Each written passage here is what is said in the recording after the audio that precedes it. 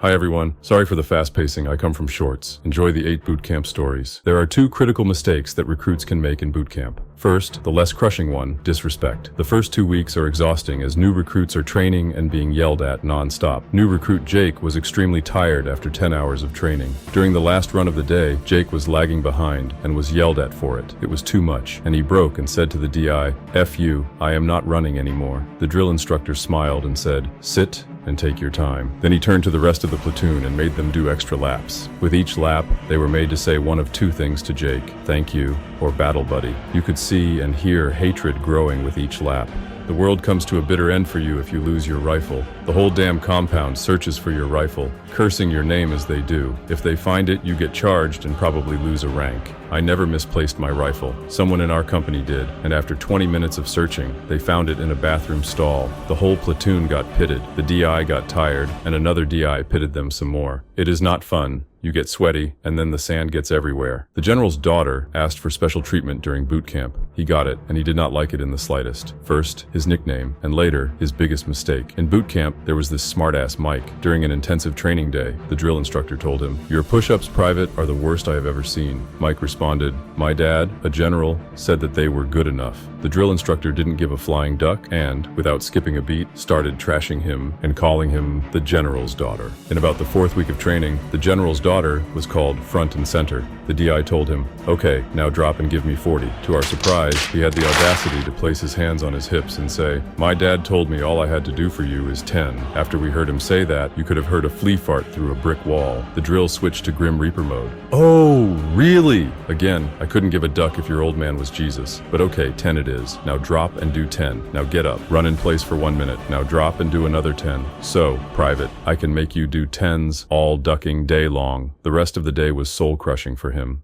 But it made him understand that pulling dad's rank was actually a bad idea. Can a perfect recruit escape drill sergeant's wrath? 10 weeks of the basic training can be the worst time of your life if you make an enemy of your drill sergeant. That is why some smart recruits want to keep a low profile. During my time in the basic training, we had a guy, let's call him Shady, who was so on the ball he never attracted any drill sergeant attention. He was a prior service, meaning he got out of the army and, later, went back in. Shady would stay in the middle of running, climbing, or any other formation. He was a decent shot, not loud or obnoxious, truly a perfect recruit. Towards the end of basic, at mail call, our senior drill found a letter addressed to him and said, "Shady? We don't have any Shady. Must be a different company." Whereupon Shady piped up for the first time in almost 9 weeks with, "Drill Sergeant, I'm Private Shady." Sergeant's face went from a confusion, irritation, and then wrath in a span of 3 seconds. Drills worked him over for about 45 minutes for the high crime of being sneaky. Sergeant started his tirade from the birth of the private and ended on the moment Shady spoke up. No one escapes the brown round. Can a recruit humble a drill instructor in basic training? Since one ape slapped another, we humans have had the need to be better and dominate. There is a rare time during basic training when, if you have an issue with anyone, you can legally and without consequences clear the air. It's hand-to-hand training. When we learned hand-to-hand, we were told to pair up. Everyone did, but one trainee was just looking around. Meanest-looking drill asked him what he was waiting for. The trainee said, "I don't want to accidentally hurt anyone." The drill sergeant laughed in his face. "Look out, boys, we got us a badass here. Are you bad enough to take me, hero?" The recruit responded, "Most likely, drill sergeant." The other drills started hollering, "Ooh, you gonna take that?" The drill sergeant, while smiling, thanked him because it had been too long since he had to teach someone this lesson. At first, the trainee kept his cool, but the drill sergeant kept taunting him. He went at it, and in the blink of an eye, he had the drill sergeant on the ground. The drill sergeant was so angry to the point the senior drill had to put a stop to it. This dude tossed that guy like it was nothing. We found out later that this dude was a state champion wrestler, and his dad was a coach. Hell, I think in this family even the dog was a badass. Why female drill instructors can cause chaos in a boot camp. In life, there are not many forces as destructive as a pissed-off woman. Boot camps usually assign same-gender DIs to recruits, but an unlucky few will experience woman DI rage. On the first full day of basic, we were preparing for contraband checks. Our drill instructor opened the main door and said, "Here we go."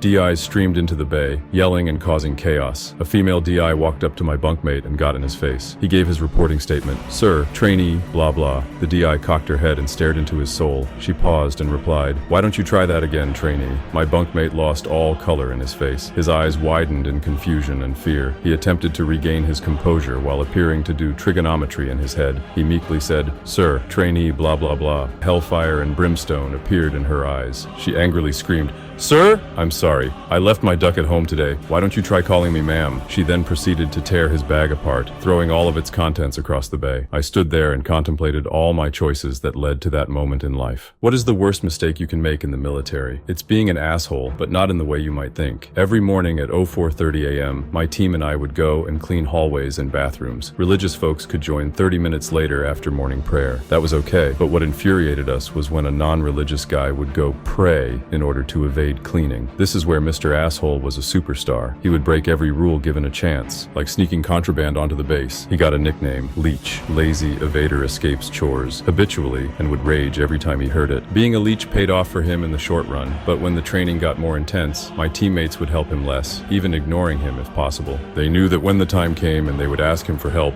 he would do a bare minimum. During the third month, he couldn't keep up with the training and drill sergeants piling up on him and asking him why he did not pray himself a friend. He could not handle the situation and left. The worst mistake to make in the military is taking care of yourself before making sure your friends are all taken care of. It's going to sleep before you make sure that all your guys have a space to crash. It's a band of brothers after all. Sometimes the hardest thing about boot camp is not laughing. If you laugh, you will be dragged into the spotlight, and you do not want that. I have some boot camp stories for you that were just too much. One dude liked to whistle and hum little tunes. It was a habit he couldn't break. Our drill instructor got so pissed off that he made him get into his wall locker. Then he started dropping change through the vent slots, and the dude would have to sing a different song. For the next 2 hours, anyone could request a song. After that, the dude was called Jukebox. It's about the second week of boot camp. All the recruits are still scared shitless. Literally, some are clenched so tight they haven't gone number 2 since they got there. And by this point, with the quality of the chow, there was quite a backlog building up. My buddy desperately needed to go. Braving his fear of the DIs, he speaks out, "Sir, this recruit requests a head call." Then, he blurts out, "It's an emergency, sir." The DI, with his infinite sense of humor, says, "Oh really? An emergency, huh? Well, you better put on your siren." My buddy has to wave his hands above his head and scream, "Bee-boo, bee-boo," as he runs to the restroom. This continues for the entirety of boot camp, every time he needs the bathroom. How did a pine cone save my military career? So I was in basic and we were doing marksmanship qualification, basically shooting a paper target repeatedly. I am an okay shot, but not when I'm being screamed at. I spent hours trying to get the okay from the drill. After my final failed try, the drill looked at me and said, "Go find me a pine cone." We were near a forest, so I took a few steps, picked up one, and presented it to him. "Private, that's not my pine cone." So I ran around on my mission. Every pine cone I brought to him was not his pine cone. This continued for about 40 minutes. Finally, he looked at me. "Private, you found Steve." I kid you not, I had never been more relieved in my entire life until I saw a smirk that will haunt me for the rest of my life. "Wait, Private, where's his family? Who takes a pine cone away from his family?" So terrified, I spent the next hour sprinting and searching for appropriately sized pine cones. Eventually, I found his wife and his 2 kids. The drill placed the pine cones near the paper targets. I truly hated them at that moment. I went prone and hit the pine cones on the first try. Drill smiled and said, "It was all in your head, you dumb duck." Drill made me apologize to other recruits for wasting taxpayer money.